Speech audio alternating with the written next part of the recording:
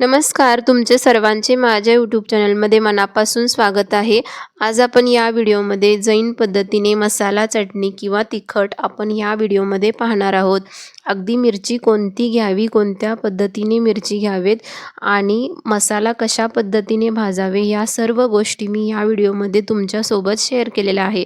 अगदी वर्ष 2 वर्ष तरी आपलं चटणी किंवा तिखट तशाच पद्धतीने राहतं. तुम्ही व्हिडिओमध्ये बघू शकता. सर्व प्रमाण अगदी अचूक असल्यामुळे तुमचं तिखटसुद्धा अगदी मस्त आणि व्यवस्थित राहील आणि जास्तीत जास्त तुमच्या मैत्रिणीसोबतसुद्धा हा व्हिडिओ शेअर करा. या व्हिडिओमध्ये मी 4 किलो मिरचीच्या प्रमाणे मसाला घेतलेला आहे आणि डिस्क्रिप्शनमध्ये मी 1 किलोच्या मिरचीप्रमाणे लिस्ट दिलेली आहे, तुम्ही पाहू शकता. आपण रेसिपीला इथे सुरुवात करूयात. इथे KDL बॅडगी आम्ही 3 किलो वापरलेला आहे. KDL बॅडगी 3 किलो वापरलेला आहे. मिरची दोन प्रकारे मिरची याच्यामध्ये वापरलेल्या आहेत. मिरची घेताना आपण दोन्ही मिरच्या थोड्या जास्त घ्यायच्या आहेत, कारण त्याचं देठ वगैरे काढून वाळवून थोडं मिरची कमी होतात. KDL बॅडगी इथं मी 3 किलो घेतलेला आहे, म्हणजे थोडंसं जास्त घेतलेलं आहे. वाळवून KDL बॅडगी आमचं 3 किलो झालेलं आहे आणि त्याचं देठ वगैरे काढून वाळवून 3 किलो झालेलं आहे. आता 3 किलो KDL बॅडगीसाठी आपण 1 किलो शंकेश्वरी मिरच्या वापरायच्या आहेत. शंकेश्वरी मिरच्यासुद्धा आम्ही थोड्या जास्त घेतलेल्या होत्या आणि त्याचं देठ वगैरे काढून वाळवून त्या 1 किलोच्या प्रमाणात झालेल्या आहेत. म्हणजे 3 किलो बॅडगीसाठी 1 किलो आपल्याला शंकेश्वरी मिरच्या घालायच्या आहेत. आता मसाल्यांच्यामध्ये इथे मसाला भाजण्यासाठी अर्धा किलो आपल्याला तेल लागणार आहे आणि खोबरं इथं आपल्याला 1 किलो लागणार आहे. म्हणजे 4 किलोच्या मिरचीचा इथे मसाला मी सांगितलेला आहे आणि काळ्या पाटाचंच आपल्याला खोबरं घ्यायचं आहे आणि अशा पद्धतीने त्याला तुकडे करायचे आहेत. म्हणजे 1 किलो खोबरं घ्यायचं आहे. इथं मोठं मीठ 1 किलो घ्यायचं आहे. तीळ 400 ग्रॅम घ्यायचं आहे. मोहरी आपल्याला 200 ग्रॅम घ्यायचं आहे. तमालपत्री 40 ग्रॅम घ्यायचं आहे. दालचिनी 20 ग्रॅम घ्यायचं आहे. लवंग 40 ग्रॅम घ्यायचं आहे आणि मिरेसुद्धा 40 ग्रॅम घ्यायचं आहेत. हे सर्व मसाला 4 किलोच्या मिरचींचा मसाला आहे. जिरे इथे 400 ग्रॅम घ्यायचं आहे. धने 800 ग्रॅम घ्यायचं आहेत. हळकुंड इथं 2 ते 3 तरी हळकुंड चालतं. जायफळ ऑप्शनल आहे, तुम्हाला हवं असेल तर घाला. चक्रीय फूल 20 ग्रॅम घ्यायचं आहे. मसाला वेलदोडे 20 ग्रॅम घ्यायचं आहे. आपले रेग्युलरचे वेलदोडे 8 ते 10 ग्रॅम घ्यायचं आहेत. जावेत्री इथे 20 ग्रॅम घ्यायचं आहे आणि मेथी 20 ग्रॅम घ्यायचं आहे. आणि हिंगडी डबा जो मी व्हिडिओमध्ये दाखवलेला आहे नवजीवन कंपनीचा, तो अत्यंत खूप चटणीसाठी खूप मस्त असा हा हिंगडीचा डबा आहे. त्याच्यामुळे आवर्जून तुम्हाला भेटत असेल तर हा हिंगडीचा डबा वापरा. हे सर्व मसाला माझा 4 किलोच्या मिरचींच्यासाठी आहे. आता आपण मसाला भाजण्यासाठी घ्यायचा आहे. मसाला पूर्णपणे अगदी बारीक गॅस करूनच इथे आपल्याला भाजायचा आहे. खूप महत्त्वाचं म्हणजे मसाला संपूर्ण आपल्याला बारीक गॅस करूनच भाजायचा आहे. आणि जर मोठा गॅस करून भाजला तर तुमचा मसाला करपण्याची शक्यता असते. आता आधी इथं आपण तीळ भाजायचं आहे. तीळ भाजताना आपण इथे तेलाचा वापर करणार नाही. अगदी व्यवस्थित बारीक गॅस करून इथे आपण तीळ भाजणार आहे. तीळ आता आपलं भाजून झालेला आहे. त्याचा थोडा रंग तुम्हाला बदललेला दिसेल. आता इथे आपण जिरे भाजायचे आहेत. जिरे आपण 400 ग्रॅम घेतलेला आहे. जिरेसुद्धा भाजताना आपण तेल घालणार नाही. अशाच पद्धतीने कोरडा जिरा आपल्याला भाजायचा आहे. अगदी बारीक गॅस करूनच भाजायचा आहे.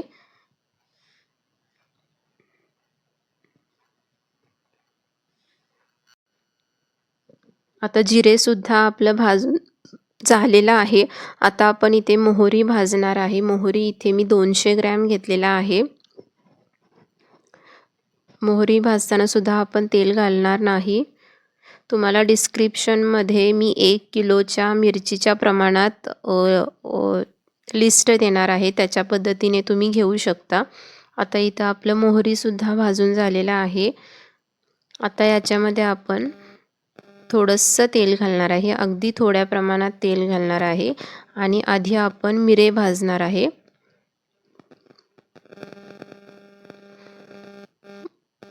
मोठा गॅस करून भाजला तर तिखट वेगळं लागतं चवीला सुद्धा आणि वर्षभर सुद्धा व्यवस्थित राहणार नाही। त्याच्यामुळे मसाला आपल्याला अगदी व्यवस्थित गडबड न करता व्यवस्थितच भाजायचा आहे। इथे मिरेसुद्धा आमचं भाजून झालेलं आहे। आता अगदी थोड्या प्रमाणात परत एकदा आपण तेल घालणार आहे आणि त्याच्यामध्ये लवंग घालणार आहे। लवंगसुद्धा आपल्याला बारीक गॅस करूनच भाजायचं आहे।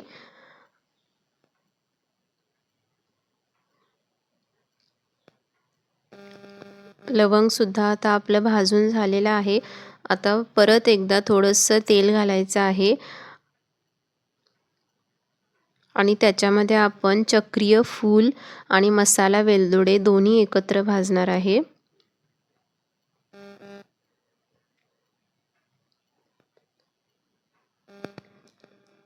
आता दोन्ही आपलं चांगल्या पद्धतीने भाजून झालेलं आहे। आता परत एकदा थोडंसं तेल घालायचं आहे आणि याच्यामध्ये आपण दालचीन भाजायचं आहे।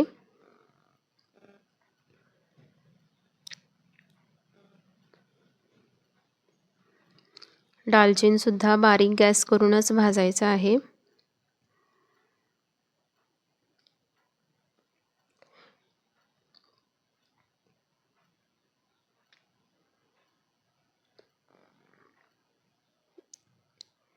हे अगदी परफेक्ट आणि अचूक प्रमाणात मसाला असल्यामुळे तुमचं चटणी अगदी वर्षभर जशास तसं राहतं।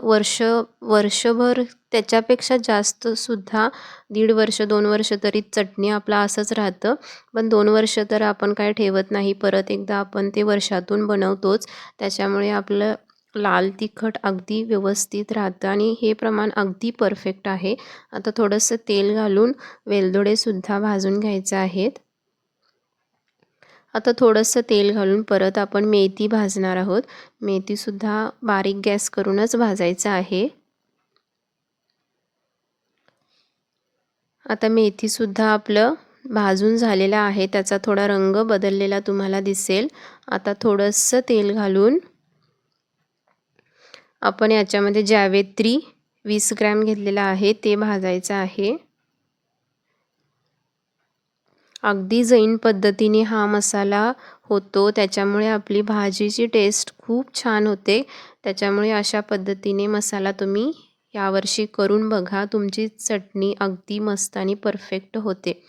आता थोडंसं तेल घालून याच्यामध्ये आपल्याला तमालपत्री भाजून घ्यायचं आहे। तमालपत्री इथे आपण 40 ग्रॅम घेतलेलं आहे ते भाजून घ्यायचं आहे। आणि माझं डिस्क्रिप्शन नक्की तुम्ही चेक करा, त्याच्यामध्ये मी काही थोड्या टिप्स सांगितलेल्या आहेत, त्या तुम्ही व्यवस्थित वाचा आणि मसालासुद्धा त्याच्यामध्ये डिस्क्रिप्शनमध्ये मी 1 किलोच्या प्रमाणात देईन, त्याच्या पद्धतीने तुम्ही मसाला घेतला तरीसुद्धा चालते।